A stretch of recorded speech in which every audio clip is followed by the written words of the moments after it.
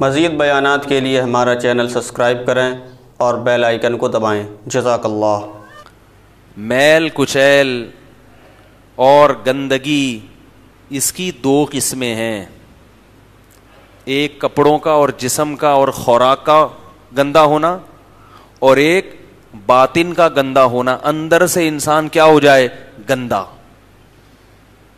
دیکھو ایک آدمی اتنا صاف ستھرا ہے کہ سمجھ لو تیزاب سے نہایا ہوا ہے، وہ ہے بھائی بہت نیٹ کلین، ویسے تو تیزاب سے کوئی نہیں نہا سکتا، مثال دے رہا ہوں نا، بہت نیٹ کلین صاف ستھرا 3 پیس سوٹ میں بالکل ایک دم فٹ فاٹ کی رپورٹ ہے، مگر جب بات کرتا ہے جھوٹ بولتا ہے اور چاپلوسی کرتا ہے، اپنے ماتحتوں کے ساتھ ظلم اور زیادتی کرتا ہے، اور جو اس سے طاقتور ہیں ہر وقت مکھن پالش میں جی حضوری میں لگا رہتا ہے، کسی طرح پیسہ نکالو، عزت حاصل کرو ان سے، حقوق کسی کے نہیں ادا کرتا، ہر وقت لوگوں کے حقوق لینے کی، لوگوں سے حقوق چھیننے کی کوشش میں لگا رہتا ہے۔ تھوڑے دن جب آپ اس کے پاس رہیں گے تو آپ کیا بولو گے؟ یہ آدمی گندا ہے، بولو گے نا؟ ارے بھائی کیا ہو گیا یار، بولو گے نا کہ یہ آدمی کیا ہے؟ گندا آدمی۔ تو وہ تو بالکل صاف ہے، کہاں سے گندا ہے بھائی؟ تو یہ اعمال کی گندگی ہے۔ انسان جانوروں میں صرف 2 قسم کی گندگی، ایک قسم کی گندگی ہوتی ہے، اوپر سے گندے ہیں یا اچھے ہیں، اندر سے جانور نہ اچھا ہوتا ہے نہ برا ہوتا ہے۔ تو یاد رکھو کہ اصل علم یہ ہے کہ آپ کو یہ پتا چل جائے کہ اچھائی اس لائق ہے کہ اس کو فالو کیا جائے اور برائی اس قابل ہے کہ اس کو چھوڑ دیا جائے۔ یہ علم لوگوں کے پاس نہیں ہے، سمجھ رہے کہ نہیں سمجھ رہے؟ اور کیوں برائی کو کیوں اختیار کرتے ہیں؟ اس میں آسانی لگتی ہے، بہت اہم بات ہے، اللہ کرے کسی طرح دماغ میں گھس جائے، یہ پھر سارا مسئلہ ہی حل ہو جائے گا۔ برائی کو کیوں اختیار کرتے ہیں؟ اس لیے کہ اس میں سہولت محسوس ہوتی ہے نا۔ ابے یار جھوٹ بولنے میں کتنا آسان ہے، کچھ بھی بول دو، جاپان کی چیز ہے، چائنا کی چیز ہے، جاپان بول دو، پیسے زیادہ مل جائیں گے۔ جھوٹ بولنا بہت آسان۔ اسی طرح برائی کرنا، زنا کرنا بہت آسان، شراب پینا بہت آسان، والدین کی برداشت نہ کرنا بہت آسان۔ ہر برائی میں اللہ نے سہولت رکھی ہے۔ موسیقی کی دھنوں پہ ناچنا یا موسیقی کا دلدادہ ہونا، صبح و شام گانے سننا، اللہ کی یاد سے غافل رہنا بڑا آسان، بڑا قرآن کی تلاوت کرنے بیٹھو تو دل ہی لگے گا، نماز پڑھو صوفی بن کے کھڑے ہوئے ہیں، عجیب سے مزہ ہی نہیں آ رہا۔ بھائی کیا مزہ آئے گا؟ یوں کھڑے ہوئے ہیں، اس میں کیا مزہ آتا ہے؟ کچھ بھی نہیں محسوس ہوتا اس میں۔ گانا سنو فوراً سر ہلنا کیسا ہوتا ہے نا، جب کوئی ہینڈ فری لگا کے ناچ رہا ہوتا ہے تو مزہ آ رہا ہے، تو تبھی تو ناچ رہا ہے نا وہ۔ تو ہر اچھائی برائی میں اللہ نے کیا رکھی ہے؟ ایک سہولت رکھی ہے، ایک مزہ رکھا ہے۔ لیکن یہ بالکل ایسے ہے جیسے گندا رہنا آسان ہے، خود کو صاف ستھرا رکھنا بولو بھائی مشکل، مگر پھر بھی عقل مند لوگ وہ جانتے ہیں کہ صفائی ستھرائی مشکل کام تو ہے، مگر سکون کس میں ہے؟ یا زور سے بولو، اللہ کا واسطہ زور سے بولو، بول لو یار، کس میں ہے سکون؟ کس میں ہے؟ صفائی میں ہے، تبھی تو کوشش کرتے ہیں صاف ستھرے رہیں۔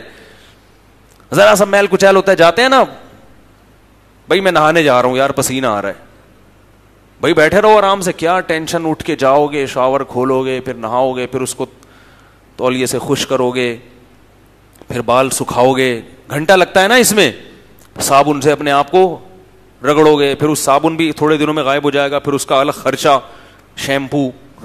ابھی ایک نیا مسئلہ آیا ہوا ہے کہ شیمپو لگانے سے ایک صاحب ہیں بہت بڑی، اللہ معاف فرمائے، پتہ نہیں کیا کیا چیزیں چھوڑ رہے ہیں، وہ کہہ رہے ہیں سر میں شیمپو لگانے سے بے اولادی کا مرض پیدا ہوتا ہے، پتہ نہیں، رپورٹ ہے، روحانیت کے نام پہ پتہ نہیں کیا کیا لوگوں کو سکھایا جا رہا ہے، کوئی تحقیق کرنے والا نہیں، کون سی لیبارٹری نے ٹیسٹ کیا ہے کہ بھائی سر میں شیمپو لگاؤ گے تو بچے نہیں پیدا ہوں گے تمہارے، یار پھینک رہے ہیں لوگ، اور لوگ بیٹھے ہوئے ہیں لپیٹنے کے لیے، اور پتہ نہیں تک ملنگا کے فضائل، تک ملنگا پتہ نہیں کیا بنا دیا، تک ملنگا، حالانکہ وہ لفظ سے لگ رہا ہے کہ کوئی بہت بڑی چیز نہیں ہے، اچھی چیز ہے, ٹھنڈی چیز ہے, تک ملنگا گرمیوں میں کھانا چاہیے, لیکن جب تک زمین آسمان کے خلابے نہ ملا دو لوگ مانتے نہیں ہیں.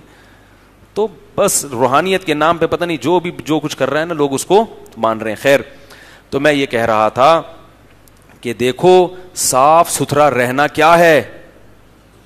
آپ نے جہازوں میں دیکھا ہوگا نا, جب کھانا آتا ہے تو اکثر لوگ اپنے یہاں ایک رومال باندھ لیتے ہیں کہ بھائی گر نہ جائے.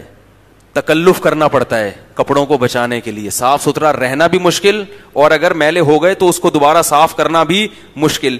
پھر بھی بتاؤ, اللہ کا واسطہ دے کے پوچھتا ہوں کہ مزہ کس زندگی میں ہے, میلے کچیلے رہنے میں یا صاف ستھرے رہنے میں؟ شکر اللہ, پہلی دفعہ اس 10 سال کے عرصے میں آپ لوگوں کی آواز نکلی ہے, پہلی دفعہ. اس کا مطلب ہے اثر ہو رہا ہے الحمدللہ. جاگ رہے ہیں ماشاءاللہ.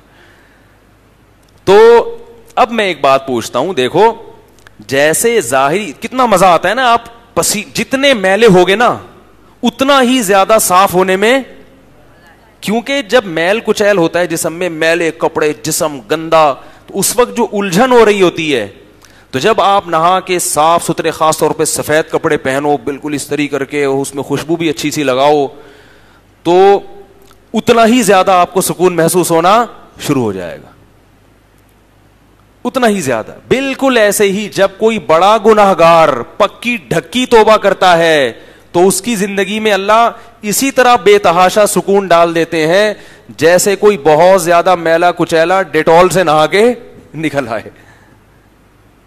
نہیں آ رہی بات؟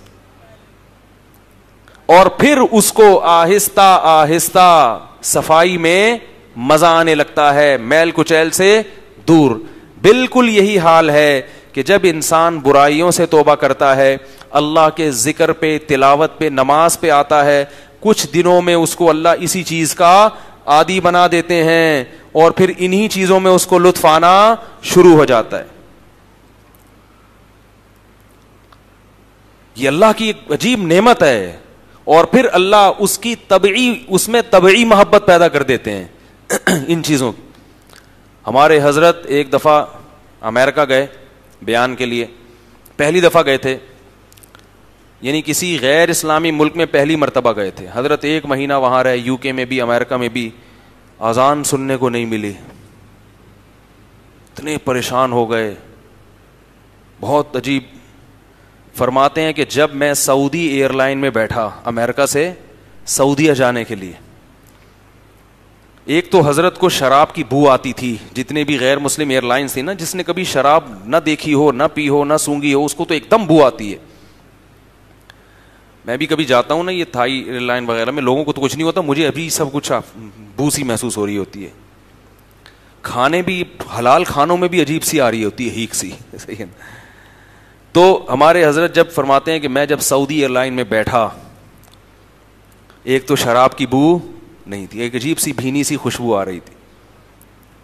کہتے ہیں جب اس نے آیت چلائی ہے سبحان الذی سخر لنا ھذا وما كنا له مقرنین وانا الی ربنا لمنقلبون, جہاز کے اڑنے سے پہلے وہ پاکستان میں بھی چلائی جاتی ہے, تو اسلامی ملک میں نا اللہ کا نام سننے کو ملا. پاک ہے وہ ذات جس نے اس سواری کو ہمارے لیے مسخر کر دیا. وما كنا له مقرنین, ہمارے اندر اتنی طاقت نہیں ہے کہ ان جہازوں کو ہواؤں میں اڑائیں, یہ اللہ نے ہواؤں کو مسخر کیا ہمارے لیے. اور ایک دن ہم لوٹ کر وہ اپنے خدا کی طرف, کتنا مزہ آیا. فرماتے ہیں ایسا مزہ آیا کہ بھائی اللہ کا نام لے کے کام کی ابتدا ہو رہی ہے. کتنے عرصے کے بعد اللہ کا نام سننے کو ملا. غیر مسلم ہر کام کرتا ہے اور ہر نعمت سے لطف اندوز ہوتا ہے, مگر اس نعمت دینے والے کو یاد نہیں کرتا. اللہ نے صحابہ کے دور میں یہ جو جانور پیدا کیے نا, پہلے تو یہی بڑی سواریاں تھی. فرمایا لتستووا علی ظہورہم, فرمایا ہم نے یہ جانور پیدا کیے تاکہ تم ان کی پشت پہ سوار ہو. وتذکروا نعمت ربکم علیکم, اور تمہیں یاد آ جائے کہ تمہارے رب نے تم پر کیسی نعمتیں کی ہیں. پیدل سفر کرتے کتنے مشکل ہوتے, کتنے لمبے لمبے سفر انسانوں نے اونٹوں پہ کیے ہیں, گھوڑوں پہ کیے ہیں, خچروں پہ کیے ہیں. فرمایا تاکہ جب تم ان کی پشت پہ سوار ہو تو اپنے رب کی نعمت کو یاد کرو. وَتَقُولُوا اور کہو سبحان الذی سخر لنا ھذا، پاک ہے وہ ذات جس نے ہمارے لیے سواری کو مسخر کر دیا. وما كنا له مقرنین، ان سواریوں کو ہم مسخر نہیں کر سکتے تھے، لیکن ایک دن یہ سب نعمتیں ہم سے چھن جانے والی ہیں اور ہم اپنے رب کے پاس حساب و کتاب کے لیے لوٹ کر جانے والے. وہ ہم سے پوچھے گا ان نعمتوں کا تم نے کیا شکر ادا کیا. غیر مسلم جو اللہ اس کے رسول پر ایمان نہیں رکھتا، ساری زندگی نعمتیں کھاتا ہے، ایک دفعہ بھی زبان سے الحمدللہ نہیں کہتا، ایک دفعہ بھی کھانے سے پہلے یہ نہیں کہتا اس اللہ کا نام لے کے کھا رہا ہوں جو بڑا مہربان اور نہایت رحم کرنے والا ہے. کتنا پیارا لفظ ہے یہ، اللہ نے اپنے لیے ہمیں بتایا ہے. کتنا مہربان ہے، اس شدید پیاس میں ہمیں پانی پلا، بڑا مہربان ہے، بڑا مہربان. بار بار ہمیں کہا جاتا ہے کوئی بھی نعمت سے پہلے کیا کرو، اللہ کے بارے میں کہو الرحمن بھی ہے اور الرحیم، بڑا مہربان اور بہت زیادہ رحم کرنے والا. رحیم کا مطلب رحم کرنے والا نہیں ہے، بے انتہا رحم کرنے والا. تو جس کو اللہ سے محبت ہوتی ہے اس کو یہ دعا پڑھنے میں مزہ آتا ہے، یہ دعا سننے میں بھی مزہ آتا ہے.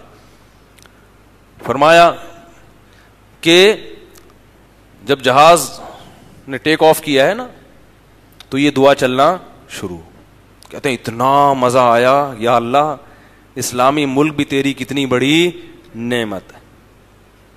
اس وقت کسی نے حضرت سے کہا لندن کے بارے میں زیادہ لندن کی برائی نہیں کروں گا، میرا بھی جانے کا پروگرام ہو رہا ہے، ٹھیک ہے، ایسا نہ وہ ایئرپورٹ سے ہی نکال دیں چھوٹی سی.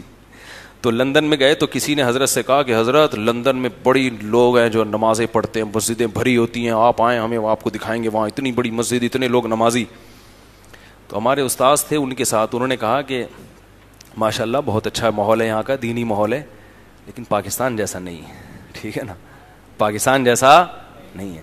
فرمایا آپ کے پورے لندن کے نمازی سب جتنے مسجدوں میں جمع ہوتے ہیں نا ان سب کو جمع کر لو، اور ہماری مدنی مسجد کا ایک جو شب جمعہ ہوتا ہے نا اس کے سجدوں کی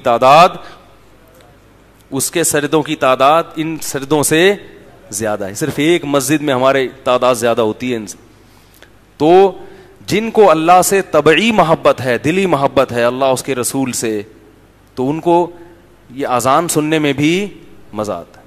میں بتاتا ہوں نا، میرے کزن ہے امریکہ میں اسکائپ پہ ان سے اسپیکر آن کر کے بات کر رہا تھا، تو ہمارا تو گھر بالکل مسجد کے اوپر، ایک دم مؤذن صاحب کی اذان کی آواز آئی، اتنا خوش ہوا، کہنے لگا یار آج کئی سال کے بعد اذان کی براہ راست آواز سنی، کئی سال. تو یہ بھی اللہ کی نعمت ہے. تو آہستہ آہستہ کیا ہوتا ہے، آپ کو طہارت یعنی اعمال کی جو طہارت ہے اس میں بھی آپ کو لذت اور مزہ آنا شروع ہو جاتا ہے، اس میں بھی مزہ آنا شروع ہو جاتا ہے. مفتی طارق مسعود صاحب کے مزید بیانات کے لیے ہمارا چینل سبسکرائب کریں اور بیل آئیکن کو دبائیں. جزاک اللہ.